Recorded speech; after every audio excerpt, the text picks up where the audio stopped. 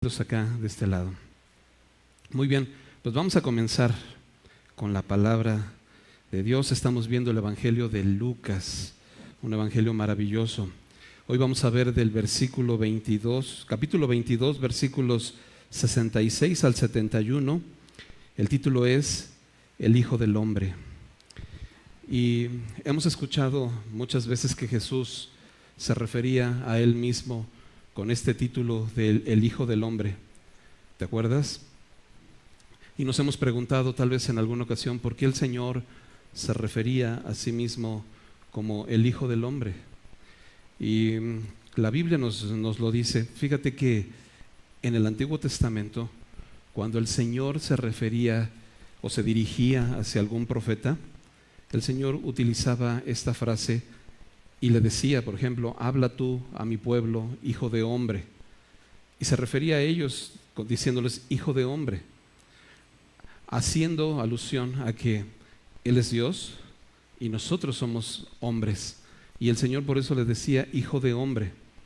Pero la Biblia también nos enseña, en Daniel capítulo 7, hay una profecía en Daniel 7, a Daniel le es permitido ver una visión en donde Daniel puede ver el día en que Cristo regresa por segunda vez a este mundo.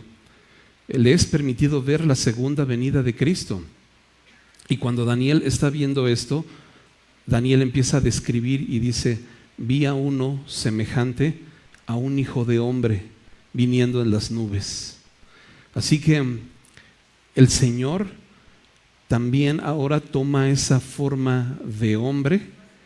La forma en la que Él se dirigía hacia nosotros, hijo de hombre, ahora Él toma esta misma forma de hombre. Y lo vemos perfectamente bien claro ahí en Efesios capítulo 2, que nos dice que se despojó a sí mismo, tomando forma de siervo, ¿no? Semejante a los hombres.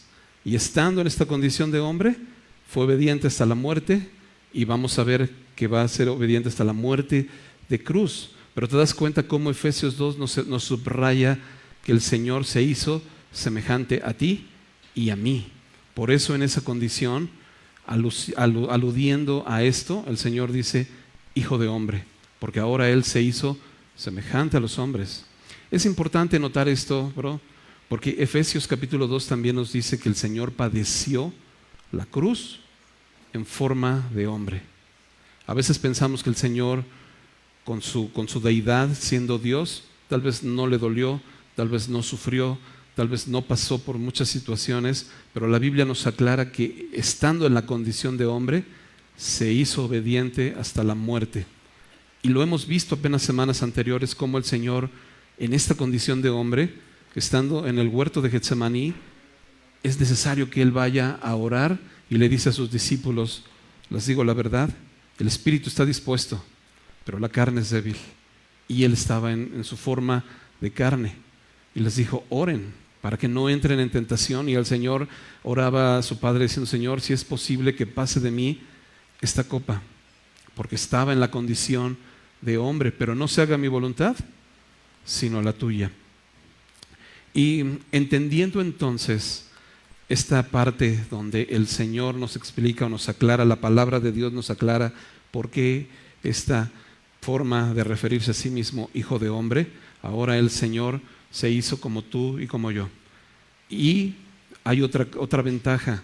La Biblia nos dice en Hebreos que no tenemos un sumo sacerdote que no puede compadecerse de nuestras debilidades, sino que tenemos uno que fue tentado en todo, pero ¿qué crees? Conforme a nuestra semejanza, es decir, en carne, como hijo de hombre, pero sin pecado.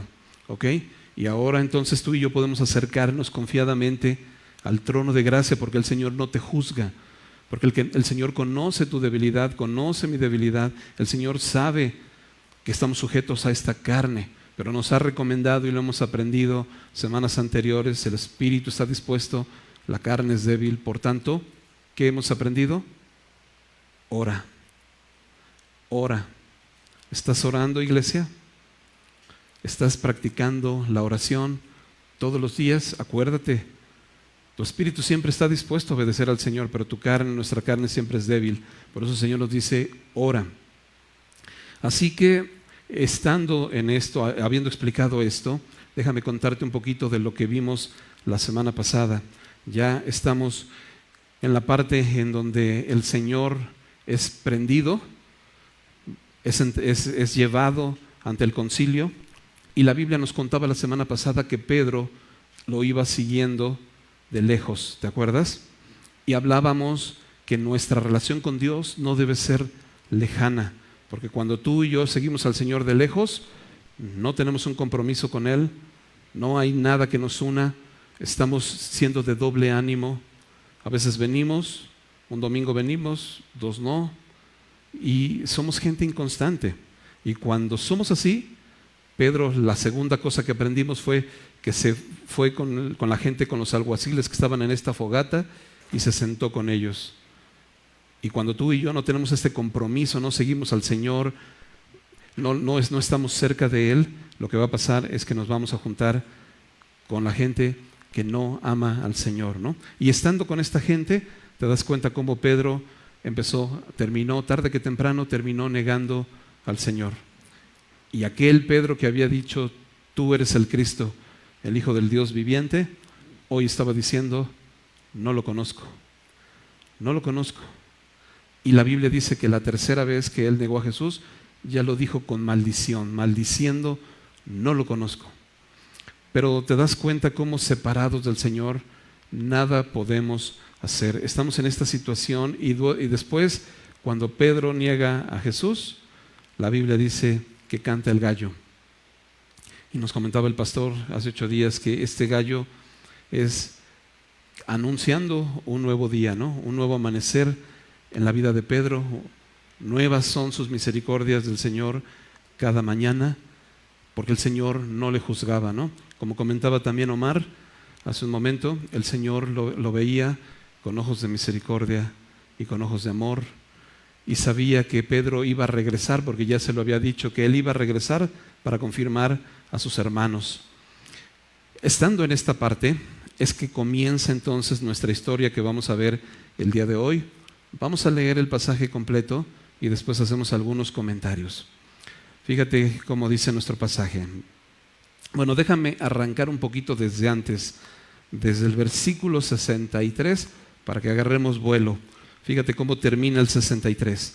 Y los hombres que custodiaban a Jesús se burlaban de él y le golpeaban, y vendándole los ojos, le golpeaban el rostro y le preguntaban diciendo, profetiza quién es el que te golpeó. Y decían otras muchas cosas injuriándole. Así que termina el pasaje anterior viendo cómo ellos injuriaban a Jesús, maltrataban a Jesús, difamaban a Jesús, golpeaban a Jesús, se burlaban de Jesús. Y comentábamos la semana pasada, brother, ¿y qué hacemos tú y yo? Calentándonos en la fogata de este tipo de personas que no quieren saber del Señor. ¿Qué hacemos tú y yo ahí? Estás en plena fiesta, estás en pleno cotorreo, estás en pleno convivio, y la Biblia nos dice, bienaventurado el varón que no anduvo en camino de pecadores, ni en silla de escarnecedores se ha sentado. El Señor es sabio, bro. Dice la Biblia que el que anda con sabios, sabio será, pero el que anda con necios será quebrantado. Tarde que temprano, cuando tú no estás, vas a todos lados menos a la iglesia. Asistes a todas las fiestas menos a la iglesia. Te sabes todas las canciones menos las alabanzas, ¿sí o no, bro? Y qué importante es que tú y yo podamos entender que no debemos nosotros intimar con gente que no ama al Señor. Pero estando en esto, empieza nuestro pasaje que dice así: cuando era de día, se juntaron los ancianos del pueblo, los principales sacerdotes y los escribas, y le trajeron al concilio diciendo, ¿eres tú el Cristo? Dínoslo. Y él les dijo, si os lo dijere, no creeréis, y también si os preguntare, no me responderéis ni me soltaréis. Pero desde ahora el Hijo del Hombre se sentará a la diestra del poder de Dios. Dijeron todos, luego, ¿eres tú el Hijo de Dios? Y él les dijo, vosotros decís que lo soy. Entonces ellos dijeron, ¿qué más testimonio necesitamos? Porque nosotros mismos lo hemos oído de su boca. Así que en nuestro pasaje nos cuenta cómo Jesús ya está ante el concilio, Jesús ya fue llevado, pero fíjate bien cuál es la pregunta que le hacen a Jesús. ¿Eres tú el Cristo? Y recordando qué significa la palabra Cristo. La palabra Cristo significa el Mesías. ¿Eres tú el Mesías? ¿Y qué significa la palabra Mesías? Enviado. ¿Eres tú el que el Señor iba a enviar? ¿Eres el enviado del Señor? Y Jesús les contesta, ¿no? Si te lo digo, ustedes no lo van a creer. Pero luego ellos vuelven a insistir. Fíjate en qué vuelven a insistir. Le vuelven a decir, ¿eres tú el Hijo de Dios? Él les había dicho, yo soy el Hijo del Hombre. Pero la pregunta de ellos no les dicen, ¿eres tú el Hijo del Hombre? Le dicen, ¿eres tú el Hijo de Dios? Y Marcos nos cuenta en el Evangelio de Marcos capítulo 14, versículos 61 y 62, nos dice que Jesús les contesta, yo soy. Aquí Lucas nos dice que Jesús le dice, ustedes dicen, pero Marcos nos dice que llegó un momento donde el Señor les dijo, yo soy. Y te puedes dar cuenta cómo estas dos respuestas de Jesús conviven perfectamente, porque por un lado el Señor nos hace notar que a veces tú y yo nos damos cuenta que Él es el Señor. Ellos sabían que Él era el Señor y ellos le están diciendo, ¿eres el Señor? ¿Por qué crees que le preguntaban, brother? ¿Por qué crees que ellos le estaban preguntando? Porque había muchas cosas que anunciaban y que señalaban que Él era el Señor. Si ellos hubieran visto a alguien completamente diferente, no le hubieran preguntado. Jamás se hubieran acercado a Él ni le hubieran dicho, ¿eres tú el Señor? Porque le hubieran dicho, claro que no. Pero sabían que Él era el Señor. Todas las señales apuntaban a que Él era el Señor y ellos lo sabían y ellos le preguntaron. Pero por si fuera poco, la Biblia nos enfatiza que Él mismo les dijo, yo soy. No había lugar a dudas. Él era el Señor, brother. Pero aún así, la Biblia nos cuenta que entonces ellos no lo recibieron, ¿no? Ellos decidieron crucificarle, ellos decidieron continuar con esto, a pesar de que ellos sabían. Entonces, la aplicación práctica o la enseñanza que la Biblia nos da es que no es suficiente con que tú y yo sepamos que Jesús es Dios. No es suficiente con saber, bro. Debemos creer en Él.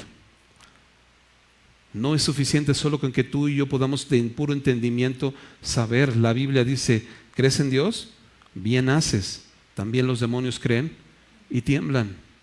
Con creer en Dios no es suficiente, bro. El Evangelio de Juan, a diferencia de otros evangelios, por ejemplo, el Evangelio de Mateo, Mateo lo escribe a judíos. Te das cuenta porque Mateo comienza con las genealogías y el objetivo de Mateo es que todo el pueblo judío identifique que Jesús es el rey de Israel, es el rey que había sido prometido, porque la Biblia nos hablaba que él iba a ser descendiente de David. Por eso Mateo comienza diciendo todas las genealogías y se avienta desde David y etcétera, etcétera, hasta Cristo, para que le quede claro a los judíos. Sin embargo, Juan tiene otro objetivo. El Evangelio de Juan nos quiere enseñar que Jesús es el Hijo de Dios, que Jesús es el Mesías, que Jesús es ese gran yo soy que se iba a hacer carne y que iba a venir a este mundo. Por eso Juan no comienza con las genealogías, sino Juan comienza diciendo que en el principio era el Verbo y el Verbo era con Dios y el Verbo era Dios. Y que la luz, que ese Verbo habitó entre nosotros y que vimos su gloria. Y comienza contándonos cómo es el Hijo de Dios lleno de gracia y de verdad. Él es el Hijo de Dios. Era el Verbo y el Verbo era con Dios y el Verbo era Dios. Eso enfatiza Juan. ¿Por qué te cuento todo esto? Porque Juan escribe en el capítulo 20 del Evangelio de Juan, versículos 30 y 31, Juan dice, hizo además Jesús muchas cosas en presencia de sus discípulos, las cuales no están escritas en este libro, pero las que están escritas fueron escritas para que creáis que Jesús es el Cristo. ¿Cuál fue la pregunta que le hicieron a Jesús? ¿Eres tú el Cristo? Todas estas señales que se escribieron fueron escritas para que tú y yo creamos que Jesús es el Cristo, el Hijo de Dios, y para que creyendo, ¿qué? Tengáis vida en su nombre. El propósito de que tú y yo creamos es de que tengamos vida, bro. La conclusión es entonces que la vida eterna depende de que tú y yo podamos identificar perfectamente a Jesús. Pero no solamente que lo identifiquemos como si Él es el Cristo, sino que creamos en Él. Todas las señales apuntaban a Cristo. Por eso son señales, porque las señales, ¿qué hace una señal? Señala, ¿no? Es muy evidente. Y todas las señales que Jesús hizo señalaban o apuntaban que Él era el Hijo de Dios. Pero estas señales se han escrito para que tú y yo creamos que Él es el Cristo, el Hijo de Dios, y para que creyendo tengamos vida en su nombre. Esa es la importancia, bro. Porque no vamos a tener vida, no vas a tener vida eterna porque ese es el más lindo, o el más precioso, o el más guapo, o el más inteligente, o el más religioso, o lo que tú quieras. Ninguna de estas situaciones te van a dar vida eterna, sino que creas que Jesús es el Cristo. Ninguna de tus propias justicias te van a dar vida eterna, bro. Y me recuerda aquella parábola que el Señor contaba de un hombre. Contaba la parábola cuando ya son las fiestas, ¿no? La gran boda del Cordero. Y dice que llegó en esta fiesta un hombre y no estaba vestido de boda. Y entonces se acerca el padre de familia y le dice, amigo, ¿qué haces aquí? Vestido así, con tus propias justicias. No puedes estar aquí. Y la Biblia dice que esta persona enmudeció. ¿Te ha pasado que en algún momento te han dicho alguna situación que te has quedado callado y no has sabido ni qué responder? ¿No te salen ni las palabras? Este cuate se quedó callado, enmudecido. Y el Señor ordenó que lo sacaran y lo echaran fuera, al fuego eterno. Suena duro, pero la Biblia nos enseña que a través de nuestras propias justicias no vamos a alcanzar la vida eterna, bro. Hoy la Biblia no nos amenaza. El Señor no nos amenaza, el Señor nos advierte. Es una advertencia para que tú y yo podamos entenderlo ahorita, con oportunidad, y entendamos que la vida eterna no es porque seas inteligente, no es porque seas muy elocuente, no es porque todo el mundo vea qué bonito hablas, qué bonito dices, qué bonito. Eso no te va a dar vida eterna. La vida eterna no depende de tus virtudes, ni de tus capacidades, ni de tus talentos, es decir, ni siquiera de tus buenas obras. La vida eterna depende que lo conozcas a Él, el único Dios verdadero, a Cristo, y creas en Él. De eso depende la vida eterna. Por lo tanto, nosotros entendemos que nuestras propias justicias no nos van a ayudar. Tú y yo no somos justos, bro. La Biblia dice que no hay justo ni aún uno, pero hemos sido justificados con su justicia. Tú y yo no somos justos, somos justificados para que Él sea el único justo y el que justifica al que es de la fe. No somos nosotros justos, somos justificados, pero es importante que lo entiendas porque a veces nos sentimos justos, a veces sentimos que con lo que hacemos, ya con eso, ya la libré, y eso la Biblia nos aclara, bro, que no es por ahí. Y me recuerda un pasaje en Mateo capítulo 16, todo esto de identificar perfectamente bien quién es Cristo, esta pregunta que estos sacerdotes, estos principales le hacían a Jesús, dinos, ¿tú eres el Cristo? Qué importante es que tú y yo podamos identificar a Cristo. Pero esta pregunta ya la había hecho el Señor antes. Te voy a pedir que me acompañes en tu Biblia a Mateo capítulo 16. Acompáñame en tu Biblia, por favor, te voy a esperar a que llegues por ahí. Mateo capítulo 16, versículos 13 en adelante. Mateo 16, 13 en adelante. Mira, dice así: viniendo Jesús a la región de Cesarea de Filipo, preguntó a sus discípulos diciendo: ¿quién dicen los hombres que es el Hijo del Hombre? Fíjate otra vez esta ascensión del Hijo del Hombre, ¿no? Y ellos le dijeron: unos Juan el Bautista, otros Elías, otros Jeremías o alguno de los profetas, y otros podemos decir, ¿quiénes? Si te preguntaran a ti o me preguntaran a mí, ¿quién es Jesús? ¿Quién es el Cristo? ¿Qué contestarías? A lo mejor algunos de nosotros contestaríamos, pues es Diosito, pues es el que está colgado ahí en una imagen, en una iglesia, o es, ¿qué contestarías tú, bro? Si te preguntaran quién es el Cristo. ¿Te das cuenta cómo la gente no tiene idea de quién es el Cristo? No tenían idea. Juan el Bautista, nada que ver, bro. Elías, nada que ver. Diosito, nada que ver. Ay, mi imagen que está colgada, nada que ver, bro. Es importante que tú y yo podamos identificar quién es el Cristo. Y entonces Jesús se voltea con sus discípulos. Y entonces les dice: ¿y ustedes quién dicen que soy? Y la Biblia dice que Pedro se anticipó y le dijo: tú eres el Cristo, el Hijo de Dios. Pero fíjate la pregunta que Jesús le había dicho: ¿quién es el Hijo del Hombre? Y Pedro le dice: tú eres el Hijo de Dios. Porque acuérdate que esta frase del Hijo del Hombre, lo único que nos indica es que es Dios hecho hombre.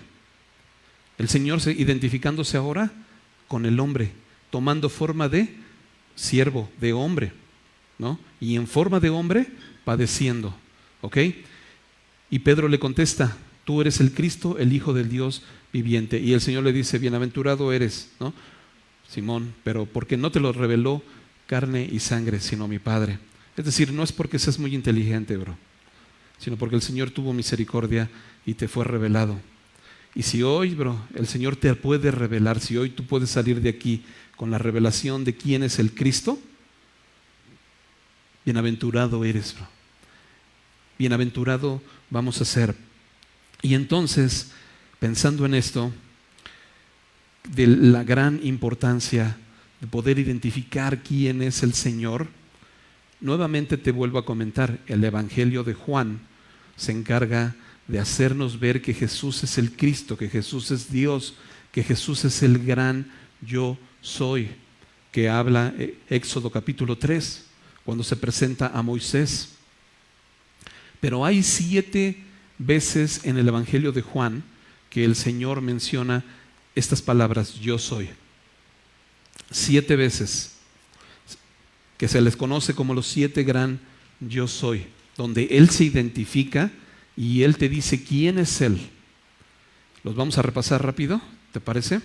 Vamos a repasarlos muy rápido. Los 7 gran yo soy. El primero es Juan 6:35. Yo soy el pan de vida.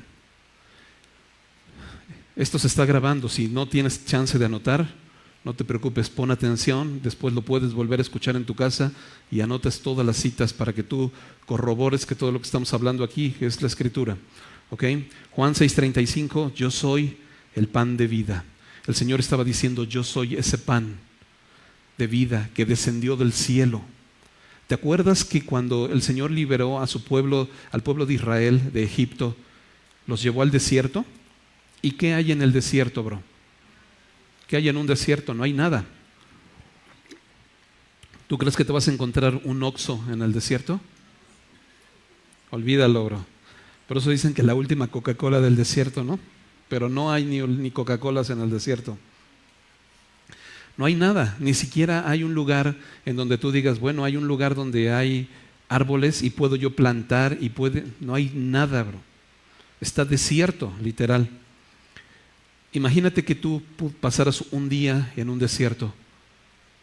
No podrías comer, no podrías tomar agua, no podrías nada, pero la Biblia dice que cuando el pueblo de Israel fue liberado, pasó 40 años en el desierto. 40 años y no se murieron de hambre, porque la Biblia cuenta que el Señor les enviaba del cielo el maná, que era el pan con el que los alimentaba. Este pan que los mantuvo vivos en un lugar donde no había que comer, no había que tomar, no había absolutamente nada, y el Señor los mantuvo vivos, y el Señor dice, yo soy ese pan de vida que descendió del cielo. El que de mí viene y come, no vas a tener hambre, bro. No vas a tener sed jamás. No te va a dar ganas de estar comiendo de otro pan. No vas a querer estar comiendo de aquí, comiendo de allá, porque de cualquier lado donde tú comas, no te vas a saciar. Vas a seguir queriendo comer y comer y comer, pero el que de mí come, dice el Señor, no volverá a tener hambre, y del que de mí bebe, no tendrá sed jamás. Él es el único que te puede saciar, y ese es el primer gran yo soy. Vámonos al segundo. Juan 8:12, yo soy la luz del mundo. El que me sigue no andará en tinieblas. Y me recuerda Pedro la semana pasada cómo lo seguía, pero de lejos. Pero si tú y yo seguimos a Jesús, bro, el que me sigue no andará en tinieblas. Él es esa luz que anunciaba, la luz que vino al mundo, para que tú y yo no andemos en tinieblas, para que tú y yo no caminemos, porque cuando tú estás caminando en tinieblas, en oscuridad, ¿qué es lo que pasa? Te vas a tropezar, te vas a ir chueco, te vas a caer, te vas a lastimar. Pero el Señor nos dice, yo soy esa luz, y el que me sigue no andará en tinieblas, ¿no? Esa luz, pero dice, y esa luz, el que me sigue no andará en tinieblas, sino que tendrá la luz, ¿de qué? De la vida. Esta luz te lleva a la vida eterna. La tercera, yo soy la puerta, Juan 10:9. El que por mí entrare será salvo, y entrará y saldrá y hallará pastos. Eres la puerta, bro. No hay otra puerta. ¿Cuántas puertas se te presentan enfrente para que tú puedas abrir y entrar? Pero otras puertas donde tú abres y entras te van a dejar atrapado y no vas a poder salir de ahí. El Señor te dice, yo soy esa puerta, pero que el que por mí entrare, entrará y saldrá. Tú no vas a ser esclavo, bro. Tú vas a ser verdaderamente libre. Vas a entrar y vas a salir y vas a hallar pastos. Y estos pastos es la palabra de Dios, donde vas a hallar esa vida en abundancia que el Señor quiere para ti. El cuarto gran yo soy, Juan 10:11. Yo soy el buen pastor. Fíjate cuántos yo soy estamos viendo. La pregunta original, te vuelvo a recordar, la pregunta original era, ¿tú eres el Cristo? Y Él les dijo, ustedes lo dicen. ¿Tú eres el Hijo de Dios? Yo soy. Hoy estamos aprendiendo qué implica este yo soy. Yo soy el pan de vida, yo soy la luz, yo soy la puerta y yo soy el buen pastor. ¿Y qué crees? En Ezequiel capítulo 34 el Señor nos enseña que los otros pastores no cuidaban a las ovejas, abusaron de las ovejas, trasquilaban a las ovejas, no sanaban a la perniquebrada, sino que abusaban de ellas. Pero el Señor dice, yo soy el buen pastor. Y el buen pastor, ¿qué crees? Su vida da por las ovejas, bro. El buen pastor da su vida por ti. Y estamos viendo cómo estamos a nada de ver cómo Jesús va a dar su vida por ti y por mí. Ese es el buen pastor, que su vida da por las ovejas. Quinto, gran yo soy.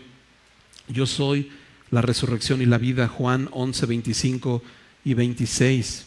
El que cree en mí, aunque esté muerto, vivirá. Y todo aquel que vive, ¿tú estás vivo todavía? Vivo, sí. ¿Despierto? Eso quién sabe, pero vivo sí. Todo aquel que vive y cree en mí no morirá eternamente. ¿Crees esto, bro? En otras palabras, la vida no se acaba en la tumba. Él es la resurrección, bro. No, él resucitó, pero no nada más resucitó. Él es la resurrección. Él nos da vida, pero no nada más nos da vida. Él es la vida, bro.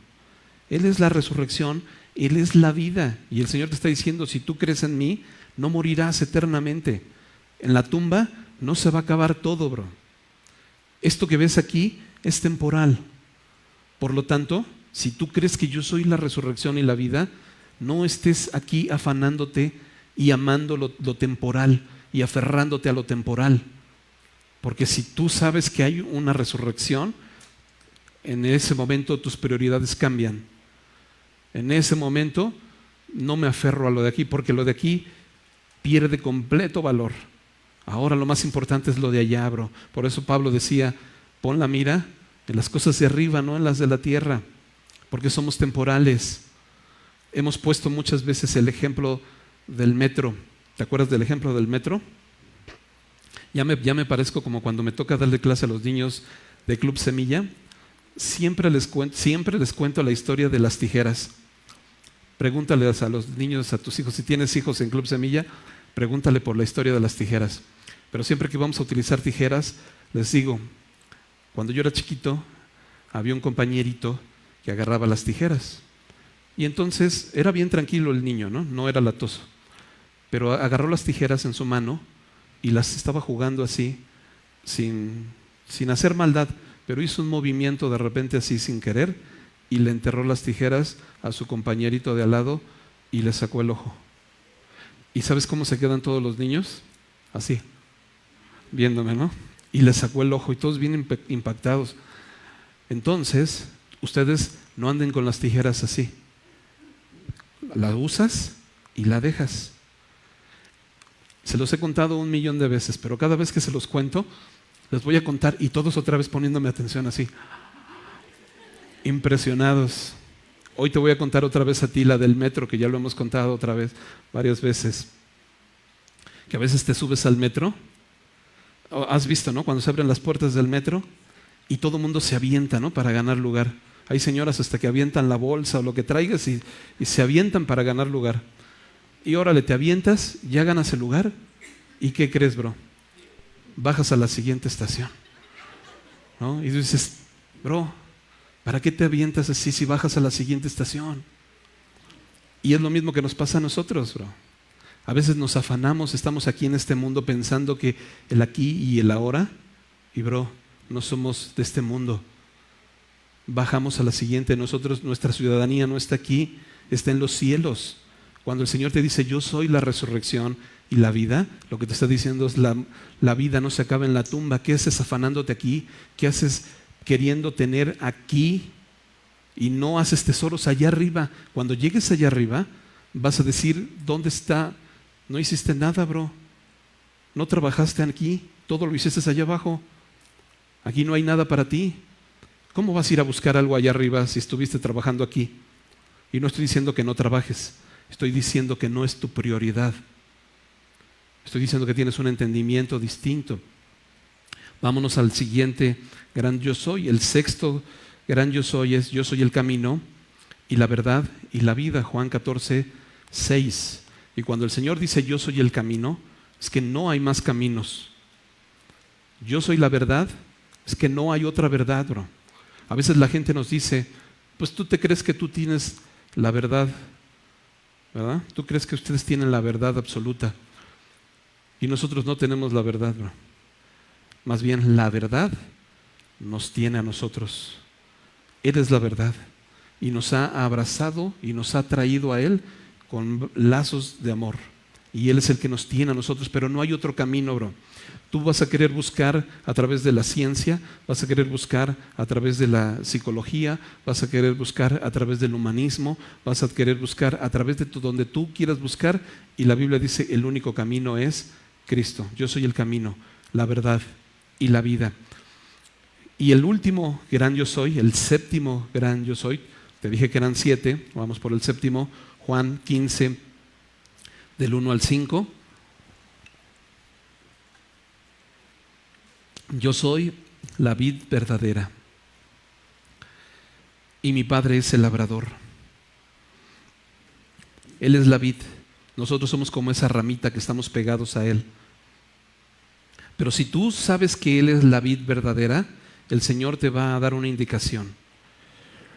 Todo pámpano que en mí no lleva fruto, lo quitará. Y todo el que lleva fruto, lo limpiará, como a Pedro, para que lleve más fruto. Pero el Señor nos da una implicación en esto. Si tú y yo no estamos pegados a la vid, no vamos a llevar fruto. La única manera en la que tú y yo llevemos fruto es estando pegados a Él. Por eso la semana pasada que veíamos que Pedro lo seguía de lejos, ¿cuál fue el fruto que llevó Pedro? Terminó negándole. Qué importante es que tú y yo podamos tener esta comunión con el Señor y estar permaneciendo pegados a Él, porque cuando tú y yo permanecemos pegados a Él, vamos a llevar fruto. Pero el Señor nos advierte, otra vez, no nos amenaza, pero nos advierte: separado de mí, nada puedes hacer, bro. No vas a llevar fruto, separado de mí no vas a llevar fruto, y todo aquel que no da fruto es echado al fuego. No es cualquier cosa. Debemos entender que cuando el Señor te dice, yo soy la vid, debes estar pegado a mí. ¿Entiendes esta implicación, bro? ¿Entiendes que la implicación de decir quién es el Cristo no nada más es que sea, ay, sí, pues es este Diosito y el que dice la Biblia sí, es Jesús que vino al mundo? No, bro. La implicación que entiendas quién es el Cristo es quién es el pan de vida. Es el que me mantiene vivo, es del que yo debo de comer. No vas a estar comiendo de otro lado. La implicación de que tú entiendas que Él es el Cristo es que Él es la luz. Tú no vas a andar en tinieblas, vas a venir a la luz. Pero claro, la Biblia también lo dice muy claro. Los que no quisieron venir a la luz es porque viven en tinieblas, para que sus obras no sean expuestas. Mejor te quedas en las tinieblas. Pero si te quedas en las tinieblas, tú no vas a poder entender quién es el Señor. Tantas cosas que podemos hablar, brother. Tantas cosas. Pero después de estos 7 gran yo soy que nos enseña la Biblia, hay un último gran yo soy que nos dice Juan. Todos estos gran yo soy, dice, yo soy el buen pastor, yo soy el camino, la verdad y la vida, yo soy, siempre viene con un adjetivo. Pero hay un yo soy que viene así solito. Yo soy. No trae ningún adjetivo. ¿Quieres leerlo? Y este gran yo soy es de vida o muerte para nosotros. Fíjate, Juan 8:24. Por eso os dije que moriréis en vuestros pecados, porque si no creéis que yo soy, en vuestros pecados moriréis. Esto es el más importante, bro. Si no creéis que yo soy, en vuestros pecados moriréis. Depende de que tú y yo creamos en Él, de que tú y yo tengamos vida. Pero el creer lleva una implicación.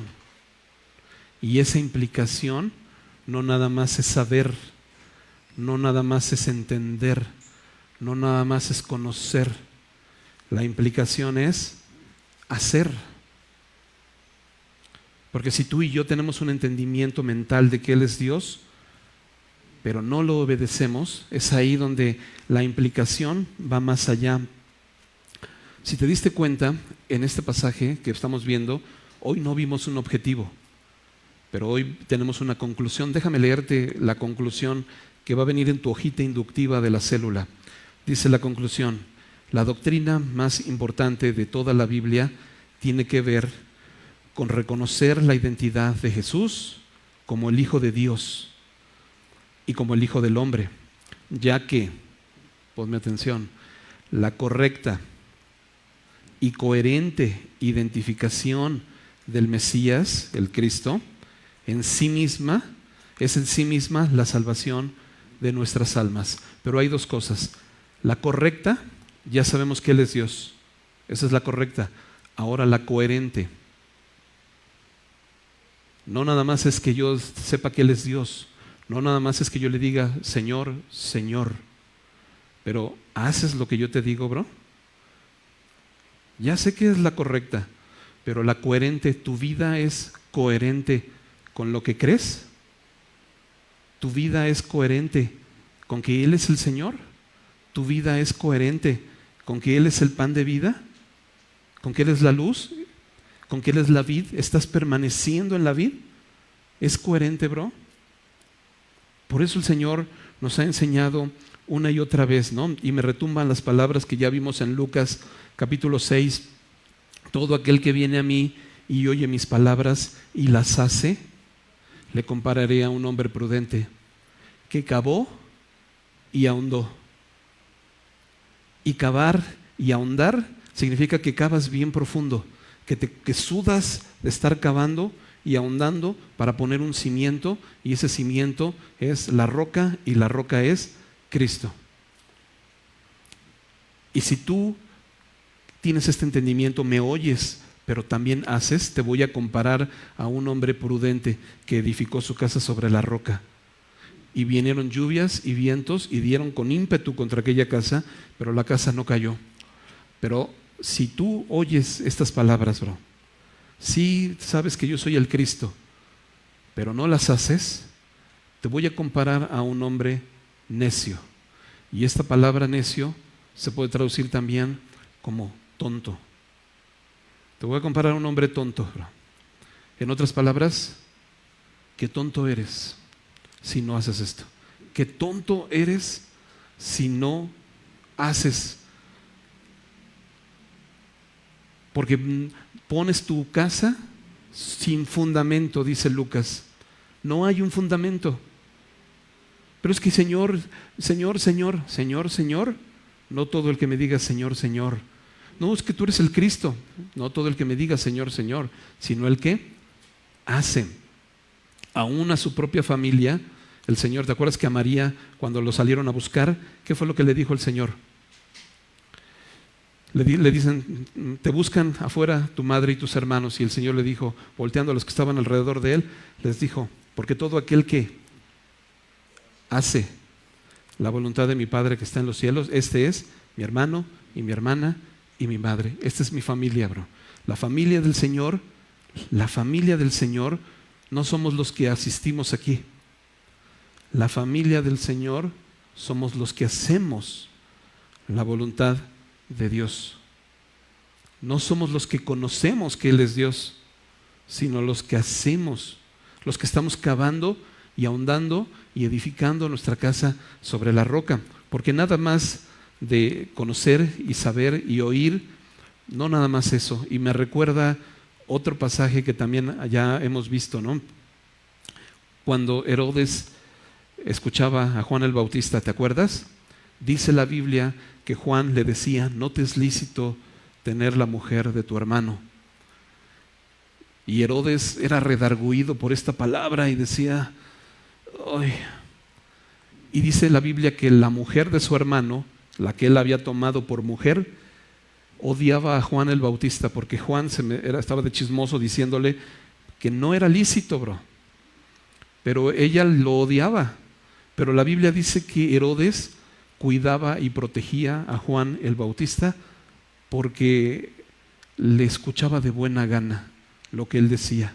Es decir, cuando él hablaba la palabra, Herodes escuchaba de buena gana. Pero ¿sabes? No hizo ni obedeció la palabra.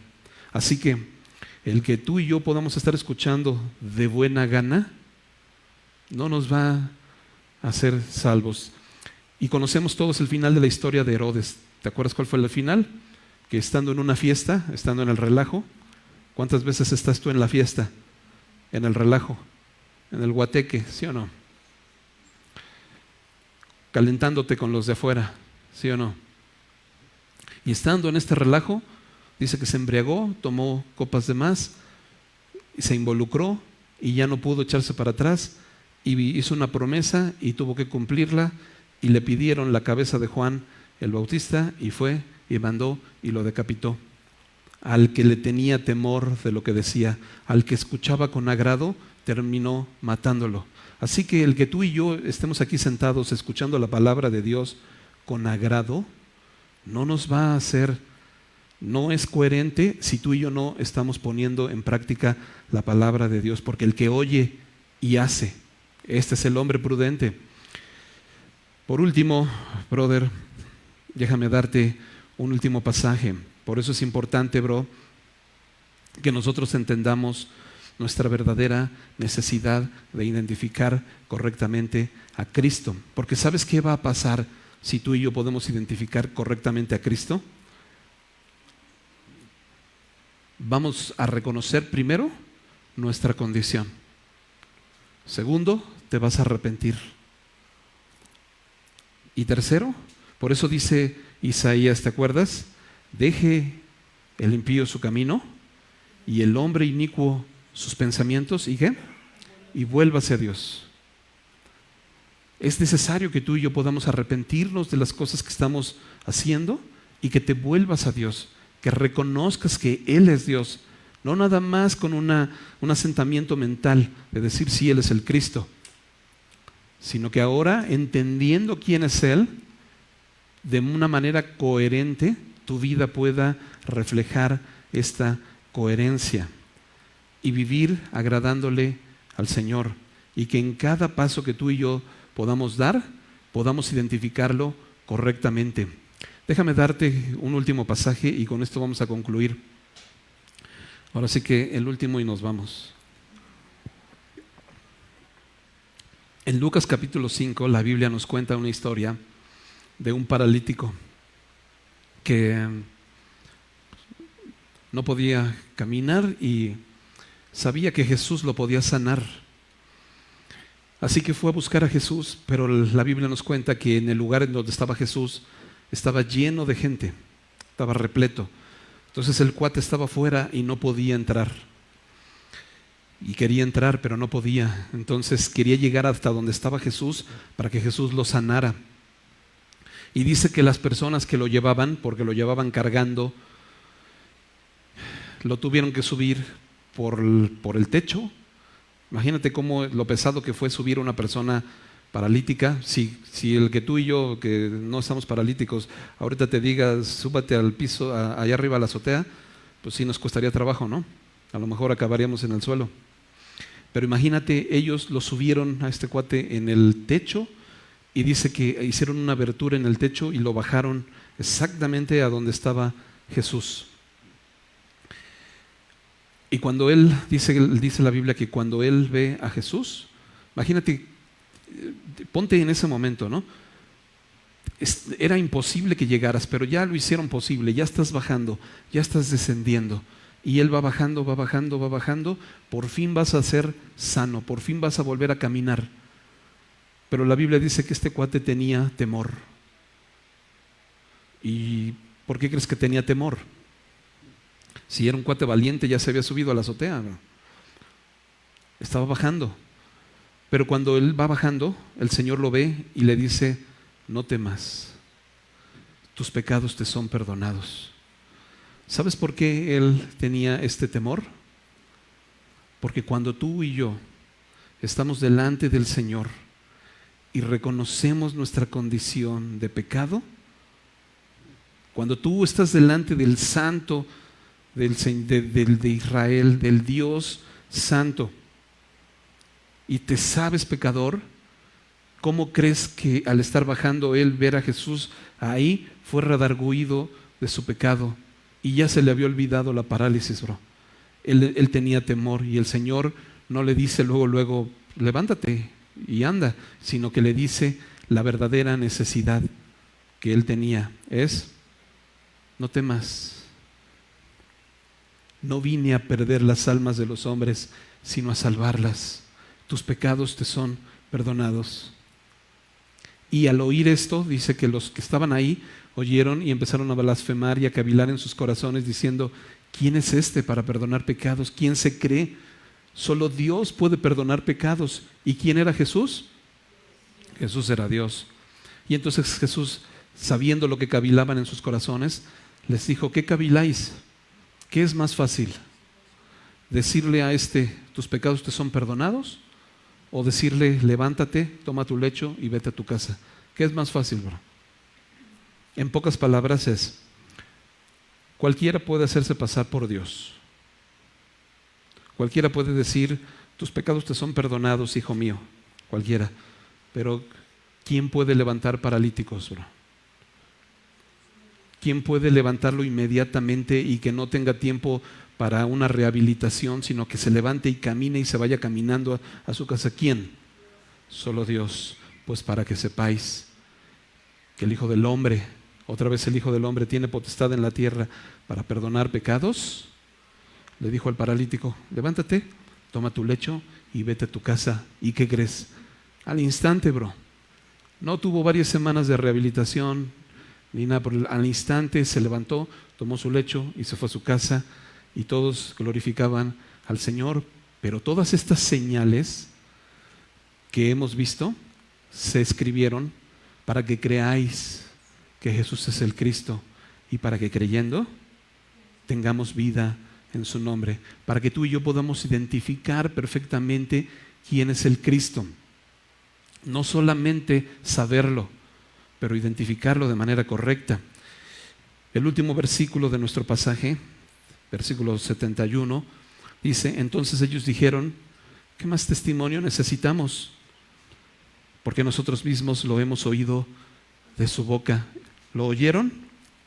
Sí, lo oyeron de su boca. ¿Pero creyeron?